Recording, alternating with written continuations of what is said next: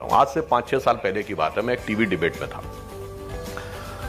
तो एक मौलाना साहब दूसरी तरफ से थे और बहुत एग्रेसिव होकर उन्होंने कहा कि इस देश में हमारा भी एक हिस्सा है, हमारा भी एक हक है जिसको ना बीजेपी छीन सकती है, ना आरएसएस छीन सकती है, ना नरेंद्र मोदी छीन सकते हैं।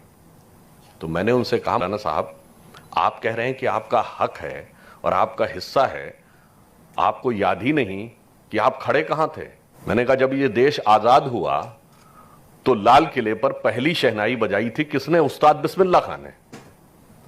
मैंने कहा, भारत की सेना का पहला गैलेंट्री अवार्ड विनर, जिनको पहला गैलेंट्री अवार्ड मिला, वो कौन थे? ब्रिगेडियर मोहम्मद उस्मान। मैंने कहा, 2010 में American president Barack Obama Bharat आते हैं, ज्वाइंट सेशन ऑफ पार्लियामेंट को जब संबोधित करते हुए कहते हैं, India is not emerging, India has emerged. तो व्हेन इंडिया हैज इमर्ज्ड, जब 1998 का पोखरण एक्सप्लोजन हुआ था, and who was the chief architect?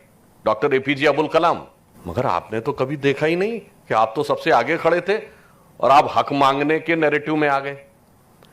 इसलिए मैंने फिर उनसे कहा, मैंने कहा कि सिर्फ यहां बात इतनी नहीं है, जैसे आजकल भी इस तरह के विषय बहुत चल रहे हैं, कश्मीर फाइल्स का विषय चलता है, उसको लेकर नैरेटिव की बात चलती है। तो मैं एक फैक्ट याद दिलाना चाहता हूं, शायद हम में से बहुत से लोगों को, ये 10 में से 9 लोगों को पता ही नहीं होगा कि जब पाकिस्तान से सन 47-48 वाली वॉर हुई तो भारत की सेना के एक अधिकारी ऐसे भी थे जिन्होंने एक इलाका पाकिस्तान जीत गया तो उन्होंने कसम खाई कि जब तक यह इलाका मैं वापस नहीं पालूंगा तब तक पलंग पे नहीं सोऊंगा, जमीन पे सोऊंगा, जैसे महाराणा प्रताप की तरह। और वो लड़ाई थी झाकड़ की लड़ाई, जो अक्टूबर 1947 में हमारे हाथ से निकल गया, और वो अधिकारी थे ब्रिगेडियर मोहम्मद उस्मान। फरवरी 1948 में जब इंडियन आर्मी ने दोबारा जीता तो सबसे पहले उनके सैनिक पास के गांव में गए और जाके पलंग लेके आए। साहब, आपने पहले अपनी वो कसम पूरी करी है, क्योंकि आपने तो कहा था कि हम कभी पलंग पे नहीं सोएंगे। ये नैरेटिव किसी को पता है क्या? अब अगर हमने अपना ही नैरेटिव छोड़ दिया, अपना ही सरमाया छोड़ दिया और हम किसी दूसरे नजरिए में फंस गए, तो हमें उसको दोबारा याद करने की जरूरत है। मैं एक छोटा सा और फैक्ट बताना चाहता हूं कि बहुत सारी बातें कई बार आती हैं कि अगर ये पूछा जाए कि उस मुस्लिम साइंटिस्ट का नाम बताइए जिसको फंडामेंटल साइंस में नोबेल प्राइज मिला हो, तो वो एक ही हुए, वो तो पाकिस्तान के अब्दुल समद। 1973 में फिजिक्स का नोबेल प्राइज मिला और वो अनडिवाइडेड इंडिया में पैदा हुए थे। किसी को याद ही नहीं, कोई उससे कनेक्ट ही नहीं करता। डॉक्टर एपीजे अब्दुल कलाम से बड़ा साइंसदान पूरे आलमे इस्लाम में पैदा नहीं हुआ आज के जमाने में, किसी को कोई कनेक्शन ही नहीं। मैं अगर विनम्रता से पूछूं कि डॉक्टर कलाम के नवाज़े जनाजा में कितने लोग गए थे? नहीं। और बाकियों में जो किसी भी प्रकार के अपराध या आतंकवाद में मुलव्विज हैं, उनके में खूब जाते हैं, खूब खबरें छपती हैं, बड़े बड़े बयान आते हैं। तो मैंने तो सिर्फ यह कहने का प्रयास किया कि अगर आप नजरिया देखें तो हमारे आपके पास इतना है कि लोगों को समझाने के लिए नहीं, one of the leading position. अब यहां पे मैं एक और बात कहता हूं कि साहब, वो कहेंगे कि साहब सारा तो ठीक था मगर हम पे कॉन्फिडेंस कम किया जाता है। अब यहां पे मैं सिर्फ ये कहूंगा कि अगर कॉन्फिडेंस की बात आए तो मैं 2 एग्जांपल दूंगा। सबसे ज्यादा कॉन्फिडेंस की जरूरत किस पोस्ट पे होती है? आप लोग जस्टिस हैं, बड़े बड़े पदों पे रहे हैं सब लोग, सबसे कॉन्फिडेंस की पोजीशन होती है chief of the intelligence bureau, IB chief. इससे ज्यादा कॉन्फिडेंस की कोई जरूरत नहीं थी। पूरे देश की सबसे सेंसिटिव इंफॉर्मेशन आईबी चीफ के पास आती है, और आईबी चीफ सिर्फ 2 ही लोगों को ब्रीफ करता है, प्राइम मिनिस्टर और होम मिनिस्टर। किसी तीसरे मिनिस्टर को ब्रीफ नहीं करता। और बहुत सारी चीजें, जितने कोवर्ट ऑपरेशंस हैं, वो आईबी चीफ चलाते हैं। इसीलिए जब भी कभी सरकार बदलती है तो पिछली सरकार का आईबी चीफ कंटिन्यू नहीं करता है, 2 या 3 हफ्ते में नई सरकार उसे बदल देती, क्योंकि उसे अपने कॉन्फिडेंस का आदमी चाहिए होता है। मगर जब मोदी जी प्रधानमंत्री बने, आप में से शायद कुछ लोगों को याद हो, उस समय भारत के आईबी चीफ कौन थे? श्री आसिफ इब्राहिम। उनके कार्यकाल का 8 महीना बाकी था। 2 साल का फिक्स टेन्योर है आईबी चीफ का, उससे ज्यादा भी नहीं हो सकता, कम भी नहीं हो सकता, क्योंकि पोस्ट ऐसी है। गवर्नमेंट चाहे तो बीच में हटा सकती है।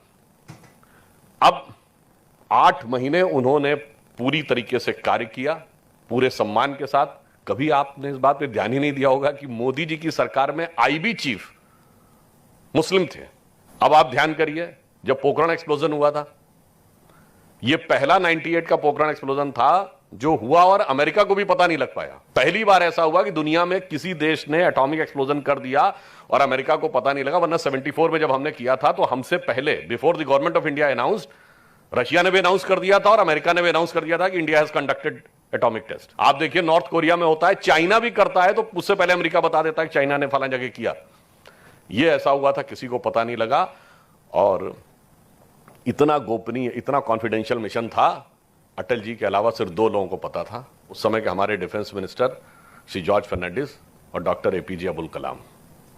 अब इससे ज्यादा यकीन और विश्वास हो सकता है? यह बात मैं मानता हूं, बहुत सारी चीजों को लेकर किसी भी प्रकार की वायलेंस भी होती है और उसमें कई इस प्रकार की चीजें होती हैं जो कभी कभी आपको दूसरे नजरिए की तरफ देखने की बात करती हैं। पर मैं ये भी कहना चाहता हूं, अगर हम गौर से देखें तो एक बार मैं टीवी पे था तो मैंने कुछ चीजें ऐसी गिनाई। एग्जाम्पल के लिए मैं एक और उदाहरण देना चाहता हूं। हिंदी में जितने बड़े बड़े कवि हुए उनमें सबसे एक अत्यंत महत्वपूर्ण स्थान, विनीत रायन जी यहां पे हैं, वो ब्रिज क्षेत्र के रहने वाले हैं, रहीम दास का है। अब्दुल रहीम खान खाना, रहीम के खूब दोहे प्रचलित हैं। रसखान हुए, रसखान इतने बड़े कृष्ण भक्त कवि थे कि उन्होंने तो यह तक कह दिया कि मानुष हो तो वही रसखान, बसों ब्रज गोकुल गांव के ग्वारन, और जो पशु हो तो कहा बस मेरो चरो नित नंद की धेनु मजारन। इसका मतलब यह हुआ कि पहले तो मुस्लिम हो, कहा मेरा अगला जन्म हो, और कहा अगला जन्म मनुष्य के रूप में हूं तो ग्वाल बालों के बीच में, और पशु बनूं तो गायों के बीच में, जिसमें नंद बाबा की गायों के बीच में चलते थे। सैयद इब्राहिम रसखान, कृष्ण भक्ति के सबसे बड़े कवियों में से एक, जिनका नाम था आलम शेख, आप जानते होंगे। आलम शेख ने इतनी कविताएं लिखी कि उनके लिए तो एक फ्रेज यूज किया गया कि भगवान कृष्ण की जो नवरस में मूरत है, कि नवरस में मूरत सदा जिन बरने नंदलाल, आलम आलम बस कियो, यानी आलम शेख ने पूरे आलम को बस में कर लिया, दय निज कविता जाल। मगर हमने कभी उसको सुनने की कोशिश ही नहीं की। और तो बताता हूं, अब्दुल रहीम खान खाना ने वैदिक एस्ट्रोलॉजी पे एक किताब लिखी है, संस्कृत में लिखी है, जिसका नाम है खेट कौतुकम। हमें उस विषय में पता ही नहीं रहता था। अब आप ये बताइए, हम गंगा जमुनी तहजीब की बात करते हैं, इसकी शुरुआत कहां से होती है? शुरुआत होती है दारा शिकोह की किताब मंजुमल बहरीन से, जिसका मतलब है 2 समंदरों का मिलन। उसी ने सबसे पहले उपनिषदों का फारसी में ट्रांसलेशन कराया और उस किताब का नाम रखा Sirre Akbar, words of the God. वहां से लैटिन में ट्रांसलेट हुआ, लैटिन से जर्मन में आर्थर शोपेनहावर ने ट्रांसलेट किया। आप सोचिए कितनी बड़ी लिगेसी, और उस लिगेसी को हमने बिल्कुल छोड़ दिया। अब हम लोग बहुत सारी ऐसी बात कहते हैं। अभी होली का त्योहार गुजरा है, तो बुल्ले शाह ने तो यहां तक कहा था कि आज होली खेलूंगी मैं रसिया, कह बिस्मिल्लाह। और आगे उन्होंने बोला अलस्तु बि रबिकुम प्रीतम बोले, सब सखियों ने घूंघट खोले, और नाम नबी की रतन चढ़ी और बूंद पड़ी अल्लाह अल्लाह, आज होली खेलूंगी मैं कह बिस्मिल्लाह। हमने कभी इसकी तरफ ध्यान